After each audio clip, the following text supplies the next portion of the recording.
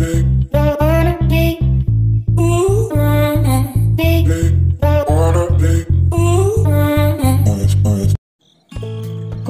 mga bata?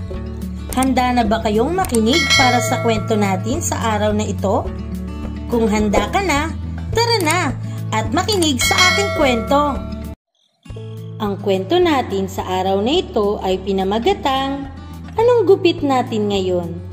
Kwento ni Russell Molina at guhit ni Hubert Fucio. Sikat na barbero ang tatay ko. Araw-araw ay mahaba ang pila sa kanyang barberya. Kahit ang mga tao sa kabilang bayan ay dumarayo pa sa amin para magpagupit sa kanya. May magic daw kasi ang mga gunting niya. Anong gupit natin ngayon? Yan ang laging bati niya sabay pagpag ng puting kapa. Mahikero nga ata itong si tatay. Konting gupit sa kanan, konting gupit sa kaliwa, konting ahit sa gilid, konting hati sa gitna. Huling-huli ni tatay ang tamang gupit. Ang bawat hiblay sumusunod sa utos ng kanyang suklay. Walang naliligaw, lahat pantay-pantay. Malalaking ngiti ang kadalasang nakikita ko sa salamin tuwing patapos na si tatay at naglalagay na ng pulbo. Ang galing talaga ng tatay mo, iho. Pahangang sinasabi ng mga parokyano. Kuhang-kuha niya ang gusto ko. Masaya ang lahat ng ginugupitan ni tatay, maliban sa akin. Ayaw na ayaw ko kasi sa gupit ko. Kung titingnan nyo ang mga litrato ko'y maiintindihan nyo ako. Iisa lang kasi ang itsura ko. Para akong may bao sa ulo. Simula baby pa lang ako'y ganito na ang gupit ko. Hindi na napalitan, hindi na nagbago. Kahit na anong gawin kong suklay at ayos dito'y bumabalik pa rin sa dating anyo. Madalas tuloy akong mapakamot ng ulo. Bakit kaya hindi ako tinatanong ni tatay ng, anong gupit natin ngayon? Di lang iisang beses kong naisip ang isasagot dito.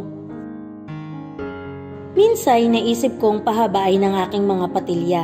Mahabang mahaba para pwede ko nang kabitan ng mga saranggola.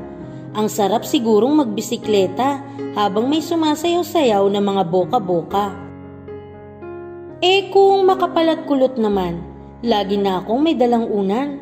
Pwede na akong umidlip kahit saan. Boy! Wag tutulog-tulog! Naku, parang bigla ko tuloy narinig si nanay. Halika rito, tulungan mo akong magbuhat ng mga paninda ko. Mas maganda siguro kung hugis basket ang buhok ko para mas madaling dalhin ang mga nilalakong puto seko. Maganda rin siguro kung tayo-tayo ang buhok ko at kulay berde pa ito. Bidang-bida ako sa taguan dahil walang makahahanap sa akin pag nagtago na ako sa mga damo. Sandali, sa barbero ba ako pupunta o sa hardinero? Nakakita ka na ba ng pugad sa ulo? Sabi kasi ng kaklase ko, yun ang uso. Yung magulong-magulo at parang magkakaaway ang mga hibla ng buhok mo. Kinakabahan lang ako at baka may mga itlog na ibon dito. Hugis palong, korteng sombrero, mukhang payong, gupit sundalo. Sari-saring estilo ang naglalaro-laro sa utak ko. Isang araw ay kinausap ako ni tatay. Bakit bigla kang lumaki, iho? Ang sabi niya sa akin habang kinukusot ang buhok ko. Dati-rati di mo pa maabot ang silyang ito. Ngayon parang malalampasan mo na ako. Ang bilis talaga ng panahon. Di na baby ang anak ko. Pinaupo ako ni tatay sa silya at sinuotan ng kapa. Ang haba na ng buhok mo. Ang sabi niya. Anong gupit natin ngayon? Nagulat ako. Di tuloy ako nakasagot. Gupit binata ba, iho? Kindat niya sa akin. Napangiti ako at tumango ng opo. Pumikit ka muna at baka ka mapuwing. Sabi ni tatay habang tumatakbo ang suklay sa may noo ko.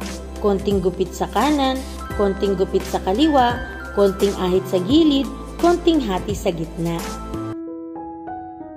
Pagdilat ng mga mata ko'y nakita ko ang pinakamalaking ngiti sa salamin. May magic nga ang gunting ni tatay. At dyan nagtatapos ang kwento natin sa araw na ito na pinamagatang Anong Gupit Natin Ngayon? Kwento ni Russell Molina at guhit ni Hubert Fucio.